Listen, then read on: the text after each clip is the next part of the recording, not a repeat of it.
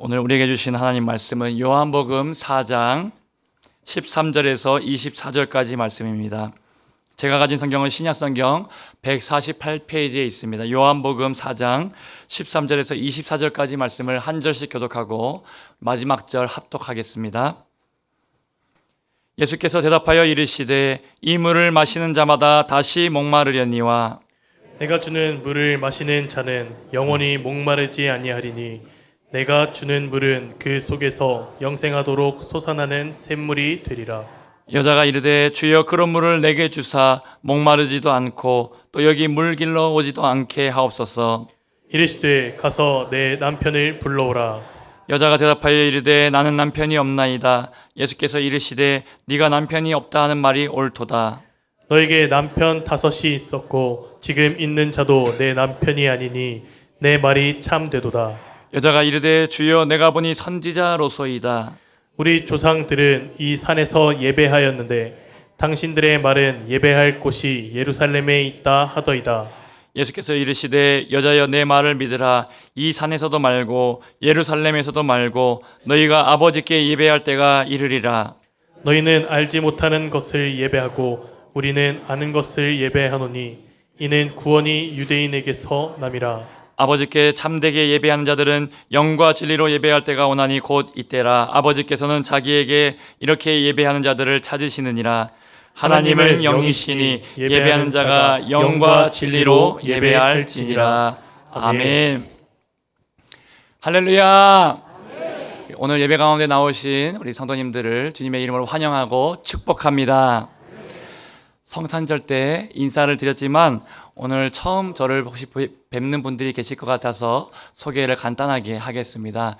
저는 박대선 목사입니다.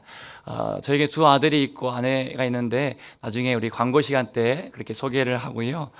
저는 고향이 서울 사람입니다. 그렇게 보이십니까? 말이 좀 부드럽고 젠틀하죠? 예. 저희 아내는 부산 사람입니다. 이렇게 만나가지고 또 이렇게 부산에서 사역하게 되어서 감사합니다. 저는 따뜻한 이 남쪽 지역에 부산에 와서 사역하니까 참 좋습니다. 우리 성도님들도 마음이 따뜻한 것 같고요. 또 제가 겨울에 추위를 많이 느끼거든요. 근데 따뜻한 곳에 사역하니까 참 좋다라는 생각이 듭니다. 제 이름은 우리 소천하신 강남교회, 구 강남교회의 김성광 목사님이라고 우리 조영기 목사님, 최자시 목사님의 가족입니다. 김성광 목사님께서 제 이름을 지어주셨습니다. 클 때 착할 선 해가지고 크게 선을 행하라라고 이름을 지어주셨습니다. 그런데 제가 최근에 지난주에 아버지랑 통화하다가 제 이름을 짓게 된 비화를 이번에 듣고 충격에 빠졌습니다. 무슨 비화인가 하면은 그 강남교회 김성광 목사님께서 제 이름을 지어주실 때 부산에 이 대선 소주 있지 않습니까? 대선 소주 사장님이랑 친구였다고 합니다. 친구여가지고 이름을 뭘로 지을까 하다가 대선으로 이렇게 지었다. 크게 선을 행하라라고 하면서 제 이름을 박대선으로 지었다라고 하는 말을 듣고 그 비하를 전화를 듣고 제가 처음 듣는 얘기라서 깜짝 놀랐고 또 충격에 빠졌습니다. 하나님이 그래서 저를 이 부산 땅에 보내셨나라는 생각이 들고 약간 마음에 좀 충격이 있었습니다. 그러면서 제가 하나님께서 저를 왜 샘물교회로 보내셨을까 다시 한번 기도하는데 하나님이 이런 마음을 주셨습니다. 첫 번째로는 여러분 부산과 사상 땅에 잃어버린 영혼을 구원하라고 저를 보내신 줄로 믿습니다. 특별히 우리 샘물교회가 구원의 방주가 되어서 이곳에 죽은 영혼을 살리고 잠자는 영혼을 깨우게 될 줄로 믿습니다. 하나님께서 샘물교회가 부산 땅의 전초기지로 귀하게 사용하실 줄로 믿습니다. 이 샘물교회가 구원의 방주가 가득 차고 넘쳐서 부산 땅의 영혼을 살리는 도구로 쓰임받을 줄 믿고 그 일에 내가 평생도록 쓰임받겠다라는 고백으로 우리 한번 크게 한번 아멘으로 하나님께 화답하겠습니다. 할렐루야. 예, 감사합니다. 저는 이제 5대 목사로 샘물교회 부임해서 정말 최선을 다해서 하나님이 맡겨주신 양떼들을 위해서 목양일념의 마음으로 최선을 다해서 사역하도록 하겠습니다. 오늘 목소리가 제가 좀 좋으면 좋겠는데 또 이렇게 부임 설교라서 좀 좋으면 좋겠는데 기도를 너무 뜨겁게 했나 봅니다, 여러분. 그래서 목소리가 살짝 같지만 우리 또 예전에 1960년대에 부흥사들이 좀 목소리가 약간 살짝 가지 않습니까?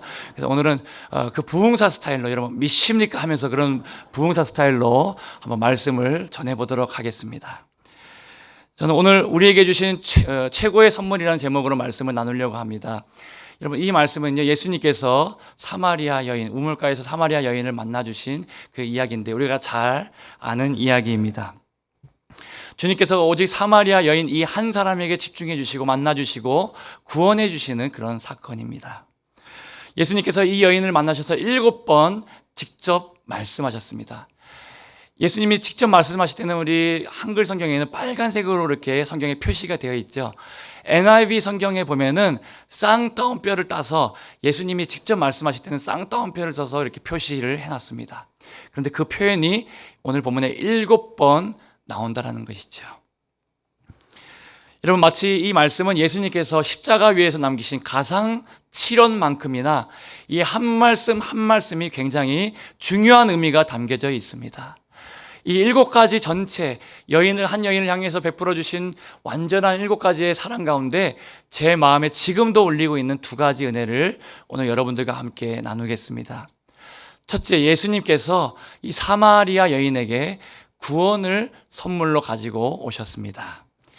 여러분 예수님께서 오늘 2가지 선물을 가지고 오셨는데 두 번째 거는 조금 이따가 말씀드리고요. 첫 번째 선물이 뭐라고요? 구원의 선물을 가지고 오셨습니다. 자, 여러분 예수님께서 사마리아로 이 여인을 위해서 구원의 선물을 가지고 오실 때 그 마음이 얼마나 설레고 기쁘셨을까요?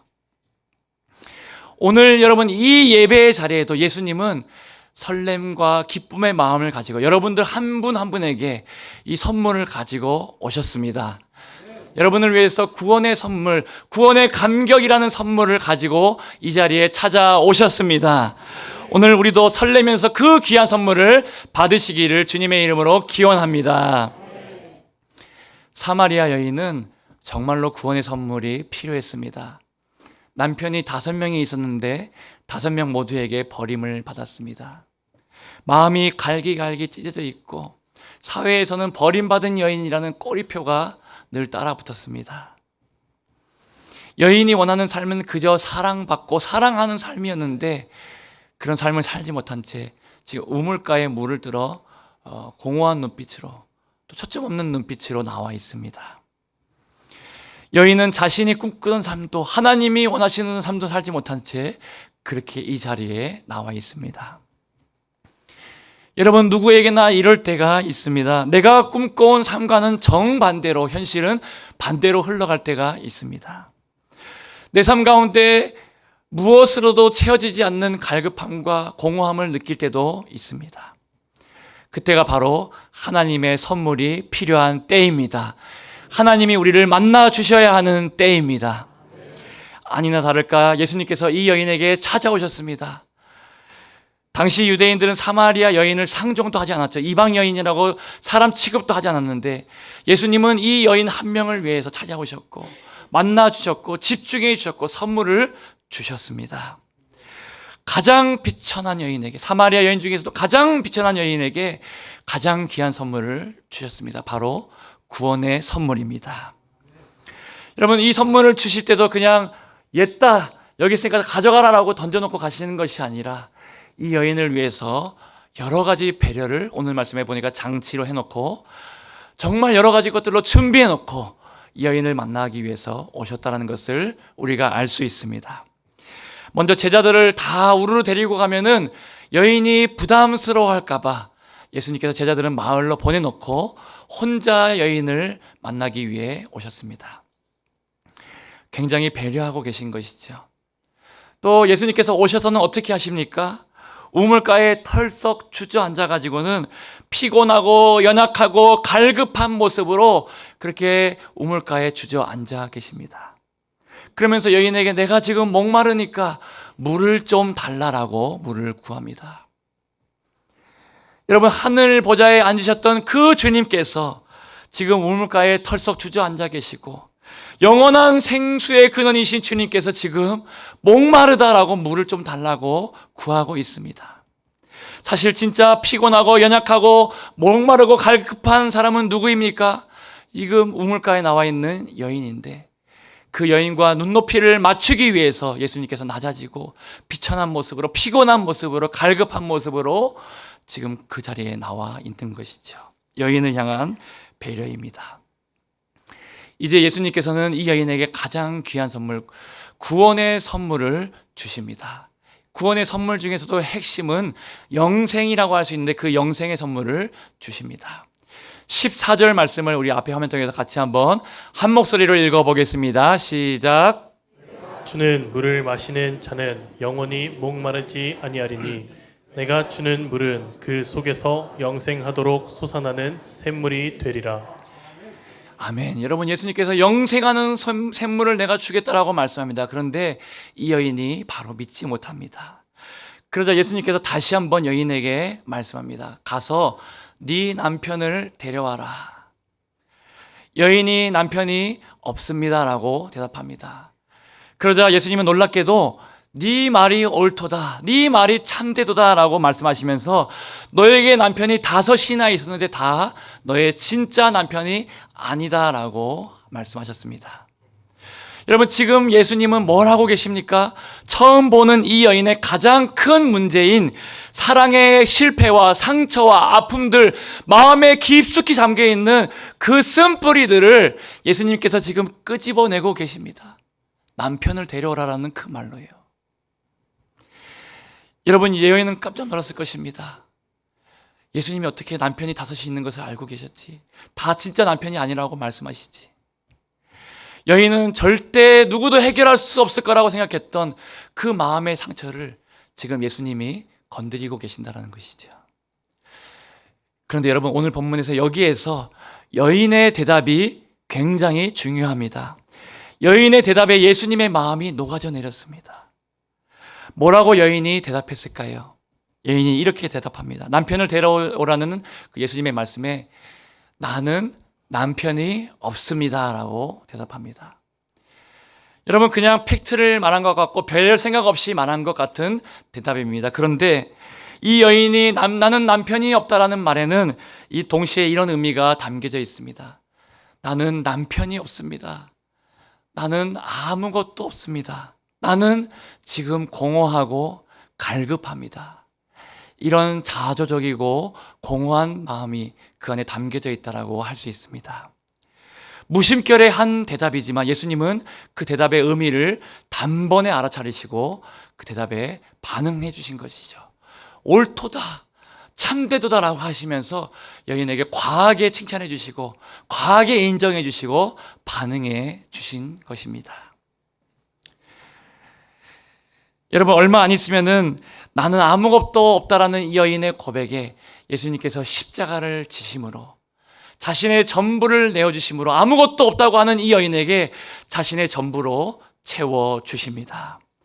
여러분, 구원이 무엇입니까? 바로 예수님 자신으로 채워주신 것입니다. 그 가장 귀한 선물을 이 여인이 받았고 오늘 우리도 이 가장 귀한 선물을 받은 것입니다. 예수님을 선물로 받았고요. 예수님의 사랑을 우리가 받았고요. 예수님의 전부를 우리가 받은 줄로 믿습니다.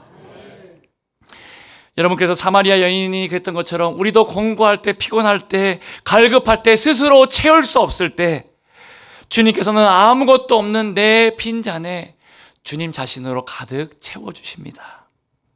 그 사랑으로, 그 생명으로 사마리아 여인을 다시 한번 채워주셨던 것처럼, 하나님의 형상으로 회복시켜 주셨던 것처럼 우리에게도 오늘 하나님께서 기어이 구원의 선물을 주시고 하나님의 형상으로 회복시켜 주시는 줄로 믿습니다. 여러분, 오늘 우리 삶에 때로는 갈급함이 있으십니까? 그렇다면 우리가 받은 선물에 집중해 보십시오.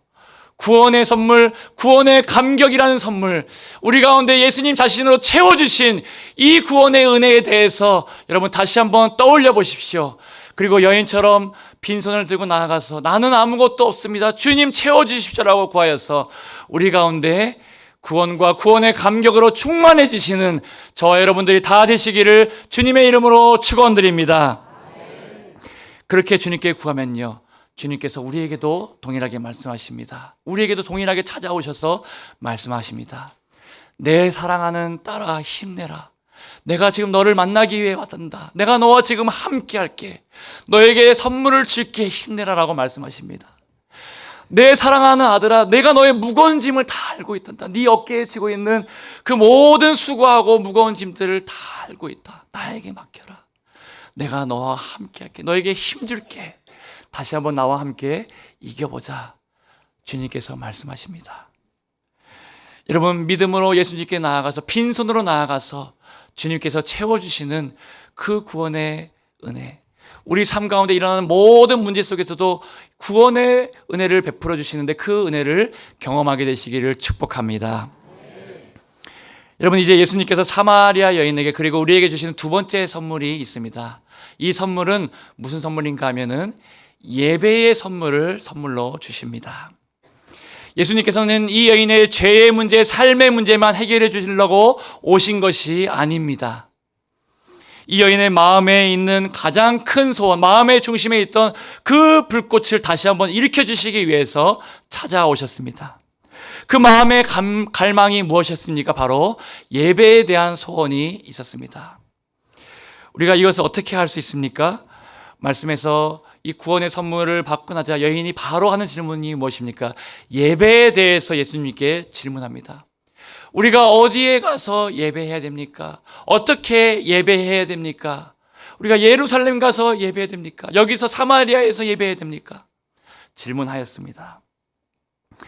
이런 질문을 보면은 마음에 늘 예배의 소원이 있었다는 것을 알 수 있죠. 이렇게 예배에 대해서 질문하는 여인에게 예수님이 답해 주시는데 우리 24절 말씀을 앞에 화면 통해서 함께 읽어보겠습니다. 시작. 하나님은 영이시니 아멘.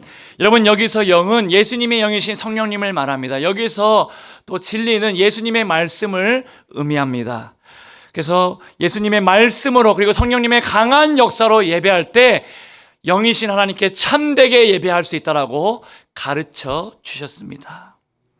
여러분, 우리가 광야 같은 이 세상에서 갈급하지 않고 영원한 생명을 누릴 수 있는 비결이 무엇입니까?